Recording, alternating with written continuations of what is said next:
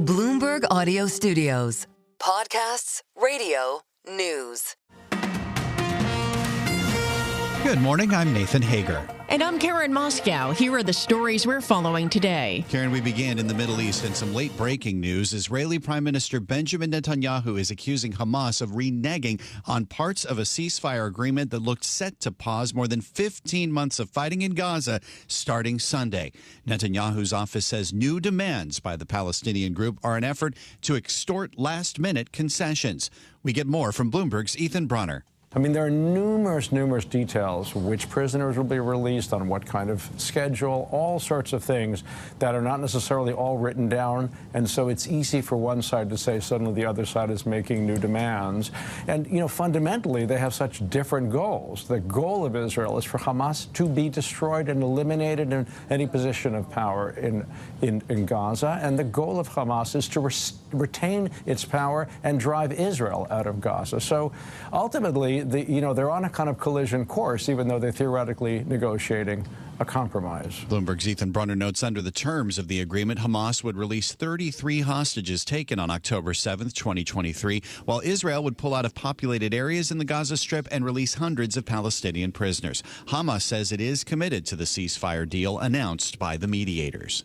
Well, Nathan, we want to turn to Washington now and a farewell from President Joe Biden. The president took to the cameras in the Oval Office to deliver a final address to the nation and a warning about the administration to come. Today, an oligarchy is taking shape in America of extreme wealth, power, and influence that literally threatens our entire democracy. President Biden echoed former President Dwight Eisenhower's warning of a military-industrial complex, saying the nation now faces the threat of a tech-industrial complex. Turning to politics north of the U.S., Karen, Canada has drawn up an initial list of more than $100 billion of U.S. manufactured items that would hit with tariffs if President-elect Donald Trump decides to levy tariffs against Canadian goods. Sources tell us the list is a draft and would come into play only if the Trump administration moves first. Prime Minister Justin Trudeau and the premiers of Canada's provinces met yesterday to plot a strategy for dealing with U.S. protectionism. Well, Nathan, Donald Trump's pick for Treasury Secretary is hedge fund investor Scott Bessent. He faces a Senate committee for his confirmation hearing later this morning. And Bloomberg's Amy Morris has a preview from Washington. Back in October, Bessent told Bloomberg TV Donald Trump tends to be more involved in the financial side of things. He has a deep understanding of financial markets as opposed to most politicians. So he wants to be involved in the conversation. He has very well-formed opinions. Bessent has said he plans to pursue policies that boost the U.S. economic output while slashing budget deficits, and that his priority will be to deliver on Trump's tax cut proposals. But he's been known to not be as supportive of tariffs. That will be a big focus for senators and investors. Scott Bessent still is expected to win approval easily from the Senate. In Washington, Amy Morris, Bloomberg Radio. All right, Amy, thank you. Well, in prepared remarks set for later this morning, Bessent will say maintaining the dollar as the world's reserve asset is critical to U.S. economic health and the nation's future. Stay with Bloomberg for full coverage of Bessent's confirmation hearing starting at 10:30 a.m. Wall Street time on Bloomberg Radio and television. And Karen, as TikTok continues to battle to keep its app operating in the U.S. after this Sunday, the CEO of the company is joining the list of tech moguls attending Trump's inauguration on Monday. The New York Times is reporting CEO Shou Chew has been invited to sit in a position of honor on the dais where former presidents and other important guests traditionally are seated. TikTok, which is owned by China's ByteDance, does face a Sunday deadline to find a U.S. buyer in order to keep operating in the country. Politicians from both parties are looking for ways to keep TikTok accessible in this country despite that impending ban. Well, Nathan, we now want to turn to the latest developments in the battle to contain the wildfires in Los Angeles. And Bloomberg's John Tucker joins us for an update. John, good morning. And good morning, Karen. The traumatized region made it through yesterday without another major fire breaking out. And the last of the red flag warnings, they're expected to end this afternoon. As fire crews work to gain control, officials also speaking to witnesses to find out the cause of the blazes, including the devastating Palisades and Eaton fires. Jose Medina is with the ATF. We are talking to individuals about not just what they saw, but what they smelled and they heard. The fires have killed 25 and destroyed more than 12,000 structures. The government has yet to release damage estimates, but private firms expect they'll climb into the tens of billions, and it could become the costliest fire disaster in U.S. history. I'm John Tucker, Bloomberg Radio. Thanks, John. Turning now to space, Blue Origin's new flagship rocket has lifted off for the first time and successfully reached orbit. All 7 engines at full thrust. Chamber pressures are good. Vehicles cleared the tower. Now passing 18 seconds into flight. New Glenn thundered off the launch pad at Cape Canaveral, Florida, just after 2 a.m. Eastern Time. This mission is expected to last several hours. It put the company's Blue Ring Pathfinder test satellite into orbit. That was the main objective of the flight. But launch commentators did confirm that the booster portion of the New Glenn rocket was destroyed as it attempted to land on a barge in the Atlantic Ocean. That fell short of the mission's secondary goal. On to the markets now, Nathan, where futures are higher following Wednesday's 1.8% rally on Wall Street. That was the S&P 500's biggest gain since the aftermath of the election. The rally came after core inflation eased for the first time in 6 months. Chicago Fed President Austin Goolsbee says he's optimistic about the Fed's inflation battle. The trend continues to be improvement in inflation. I'm still optimistic for 2025 that we can continue growing and have a soft landing.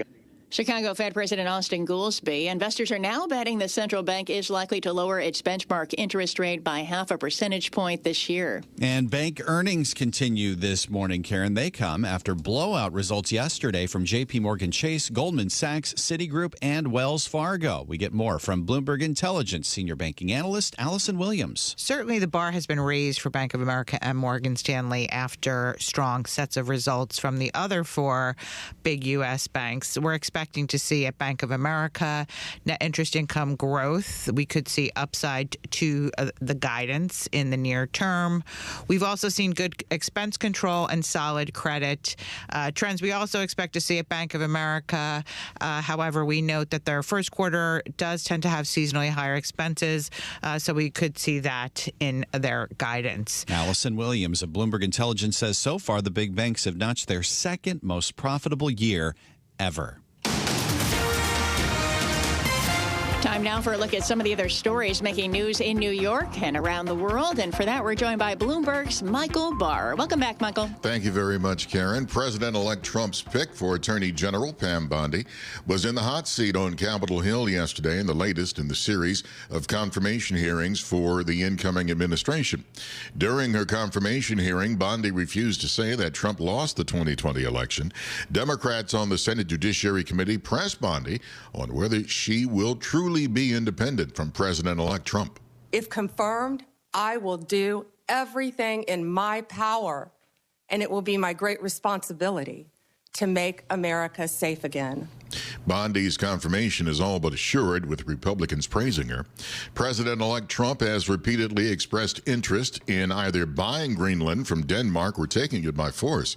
During his Senate confirmation hearing, Senator Marco Rubio explained buying Greenland would be an important piece of land for the U.S. Trump has nominated Rubio as his next Secretary of State. Rubio says talking about acquiring Greenland isn't new. Harry Truman had made an effort to try to buy it for like $100 million. He was rebuffed. And then the U.S. has maintained, through the mutual defense agreement there, the opportunity to base itself, to have military bases, and it had them for a while. It's believed the Senate will begin to start voting this Monday on Inauguration Day to confirm some of Trump's picks. The U.S. Federal Trade Commission and 2 states sued tractor giant Deere, alleging the company illegally monopolized agricultural equipment repairs.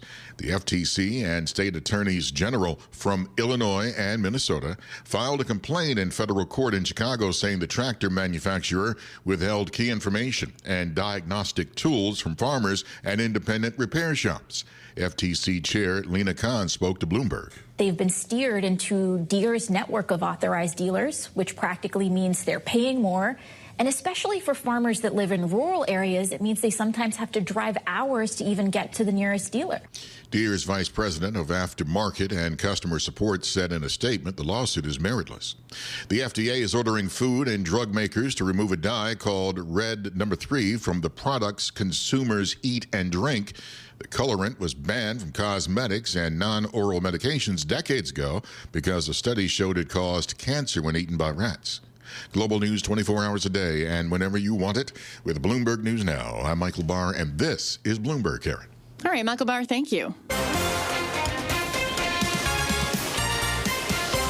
Time now for the Bloomberg Sports Update, brought to you by Tri-State Audi. Here's John Stashower. John, good morning. Good morning, Karen. Knicks and Sixers in Philadelphia. Knicks had a 16-point lead, led by 13 at the half in a 53-minute game. They never once trailed, yet their victory was anything but easy. Philly made up the deficit in the third quarter. The game was tied several times in the fourth. It went to overtime, and with Karl Anthony Towns out with an injured thumb, Jalen Brunson stepped up. Clock at 10. Game clock at 22. Brunson races inside, leads, and hits! Jalen Brunson, the closer. Brunson, 30 points, 5 rebounds, 4 assists. You hear the Knicks chants in Philadelphia. Brunson's 3 is good! On ESPN, Knicks won 125-119. Brunson scored 38 points. Josh Hart had a triple-double. And Los Angeles Nets and Clippers tied after the first quarter, but L.A. won the second quarter by 23 points and the third by 28. In the fourth, they were up by 64. The Clippers won 126-67. It's their biggest blowout win ever and the most lopsided loss in Nets history. They had lost by 52 to Houston in 1978. Celtics lost at Toronto 110-97. The Big East Seton Hall lost at Butler. At Fordham's venerable Rose Hill Gym, they celebrated the 100th anniversary of college basketball's oldest still active arena, and then Fordham lost to UMass in triple overtime. Quinn Ewers, the quarterback at Texas, the past 3 seasons going pro, which means Arch Manning will finally take over as the Longhorns starting QB. At the Australian Open, Taylor Fritz lost only 3 games in 3 sets, but fellow American Francis Tiafoe lost in 5 sets. Top seed Yannick Sinner playing now, tied 1 set all. John Stashower, Bloomberg Sports. Karen and Nathan. Coast to coast on Bloomberg Radio, nationwide on Sirius XM, and around the world on Bloomberg.com and the Bloomberg Business app. This is Bloomberg Daybreak. Good morning. I'm Nathan Hager. Israel and Hamas appeared on the cusp of a pause to 15 months of fighting after agreeing to a 6-week ceasefire aimed at freeing hostages and moving in aid to Gaza. But as the deal was announced, White House National Security spokesman John Kirby sounded a tentative note.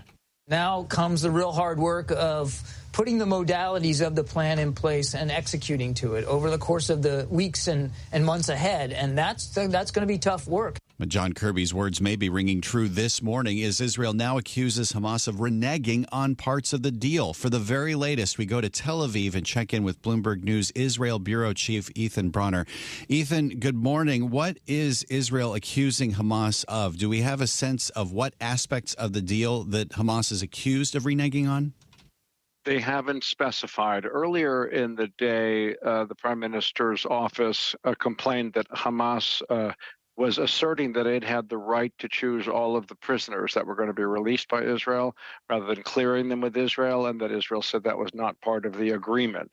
So that may be more of the same. It may be other details. There's so many details here that one could accuse the other side of suddenly changing course on.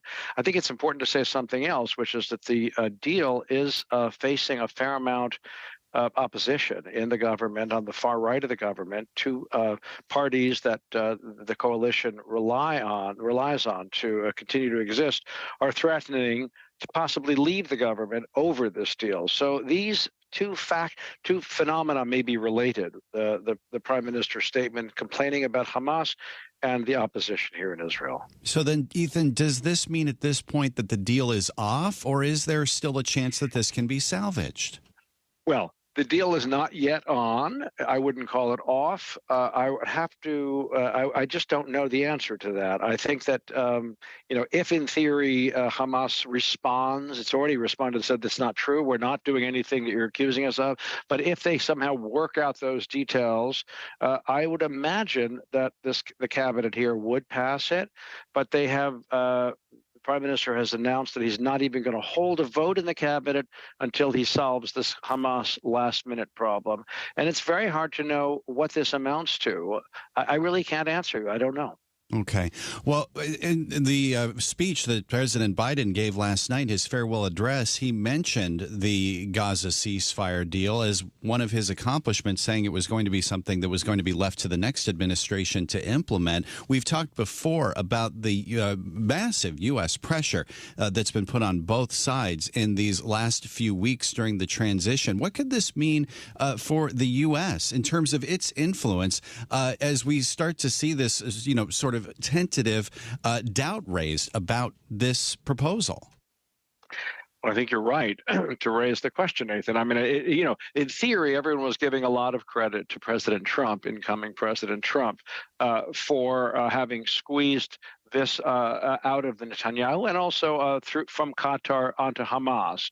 All those things, I think it's true. But on the other hand, it's also the circumstances of the last 6 months that really made the difference, which had to do with the neutering of Hezbollah and the killing of a number of Hamas leaders, the collapse of the Syrian regime under Hafez al-Assad, and the difficulties that Iran has faced. So all those things are still here, but it turned out, and so we thought that the circumstances were ripe for a deal, but it turned out that inside Israel, and it must be said on the right side of the American jury, there is a great concern that too much is being given to Hamas, that too many people with so-called blood on their hands are going to be freed, and that this organization that's vowed to destroy Israel will be reconstituted. That seems to be what's driving the anger on the right and the opposition. And it took me a little by surprise this morning that it has become so powerful.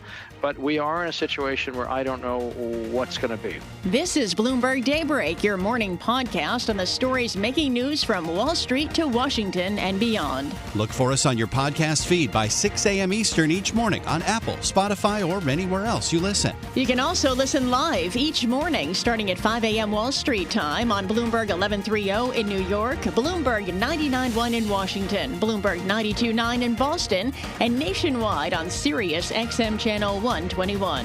Plus, listen coast to coast on the Bloomberg Business app, now with Apple CarPlay and Android Auto interfaces. And don't forget to subscribe to Bloomberg News Now. It's the latest news whenever you want it, in 5 minutes or less. Search Bloomberg News Now on your favorite podcast platform to stay informed all day long. I'm Karen Moscow. And I'm Nathan Hager. Join us again tomorrow morning for all the news you need to start your day right here on Bloomberg Daybreak.